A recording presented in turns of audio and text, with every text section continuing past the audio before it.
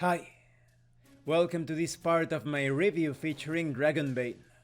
If you haven't seen the other parts of my review featuring this tabletop RPG of Mirth and Mayhem, please check out the playlist in the description below. This time we are going to talk about everything concerning combat. When it comes to melee combat, it is all quite simple. You roll under your weapon skill, that's it. If you are successful, you roll damage, including your damage bonus. You can have up to 3 weapons ready to attack, and one of those weapons of course must be drawn in order to strike. Some weapons have strength requirements, but if you use 2 hands to wield a weapon that is quite heavy, this strength requirement goes down a bit. When it comes to long weapons, they allow you to attack from further away. You have some optional things, for example you can shove your opponent. There are damage types, and they are very simple to implement. In the case of shoving, you can hit an enemy with a melee attack, and if your strength damage bonus is equal to or higher than your opponent's damage bonus, you can choose to shove the enemy up to 2 meters in any direction, in addition to doing damage. When it comes to damage types, a piercing weapon may make it easier to injure a vulnerable area of your opponent, but piercing weapons cannot damage other weapons in case your enemy parries. If anyone is prone during the combat, if you attack that prone enemy, you obtain a boon and you inflict extra damage if you hit. Concerning critical hits, if you score a dragon, you have the option of dealing double damage or immediately performing a second attack against another enemy. If you are using a piercing weapon, then the armor of the enemy does not count at all. Now if you roll a demon, then you will need to roll on the demon table. Perhaps you drop your weapon at your feet and you need to pick it up using an action. Or maybe you slam your weapon into something hard and damage it. Any use of the weapon gets a Bane until it is repaired via an artisan. When it comes to parrying and dodging, doing any of these maneuvers actually forfeits your movement and action for the round. When it comes to parrying and dodging, they are very easy to implement. When it comes to parry, you roll under your weapon skill, and if you are successful, you will parry the attack. However, the weapon may end up damaged because of the enemy's strike. But if you roll really well by scoring a dragon, then you get to counterattack. Dodging is quite similar, but you are rolling under evade.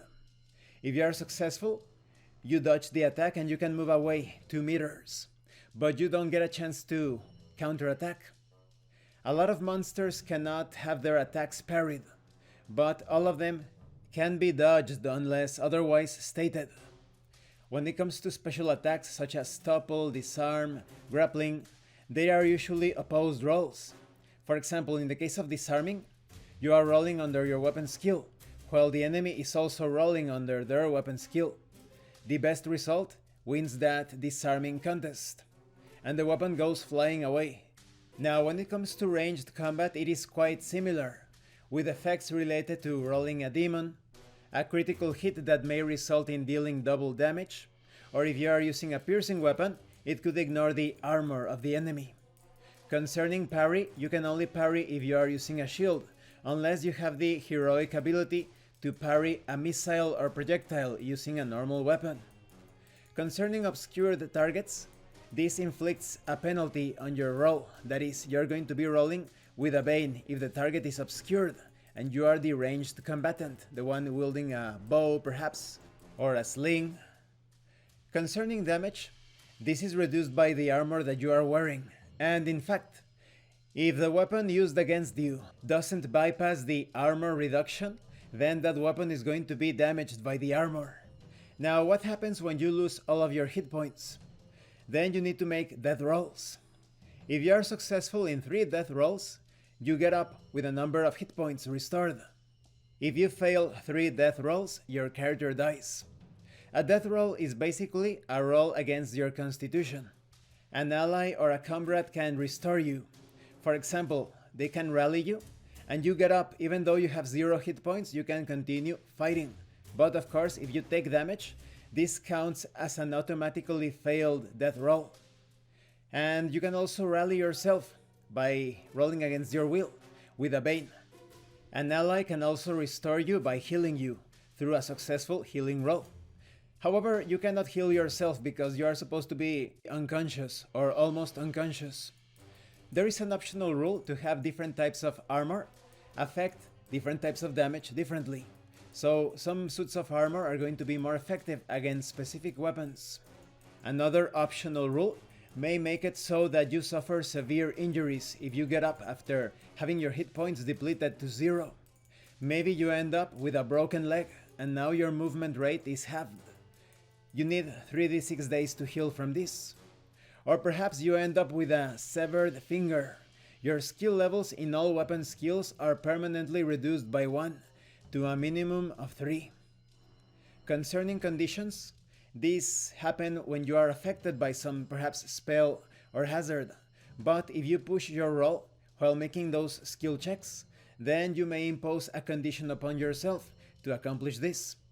Conditions inflict boons when it comes to the skills and checks related to a particular attribute. So if you are angry, you're going to get a boon in intelligence rolls. Or if you are scared, then it's anything related to willpower.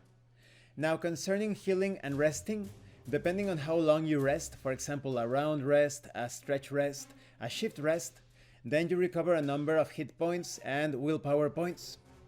Concerning other hazards, you have details covering poison, fear, darkness. There is actually a fear table. Perhaps your character is paralyzed with fear, or perhaps you become enraged. When it comes to the seas and falling, everything is covered here, as well as swimming and drowning. You also have details on hunger, cold. It all has to do with rolling under a certain skill or an attribute. You also have details concerning riding animals, their speed, and how your mount's speed now counts as your own if you are riding them in combat. And improvised weapons, which are pretty much objects that you find in any battlefield. You can use them for all sorts of fun effects.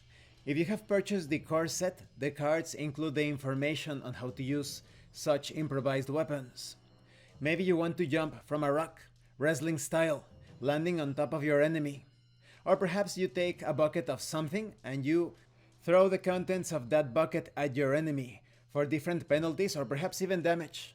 The game master and the players will surely get quite creative when employing these improvised weapons. And this concludes this part of the review. In the next part we are going to talk about magic. I love the combat rules for Dragonbane. They are very simple. Everything, the maneuvers, the attacks, anything related to resisting some sort of effect, contested rolls, etc. It's always roll under. And sometimes comparing your roll to your enemy's roll. And the way that weapons may end up damaged is also very easy to adjudicate, or to implement rather, from a mechanical perspective.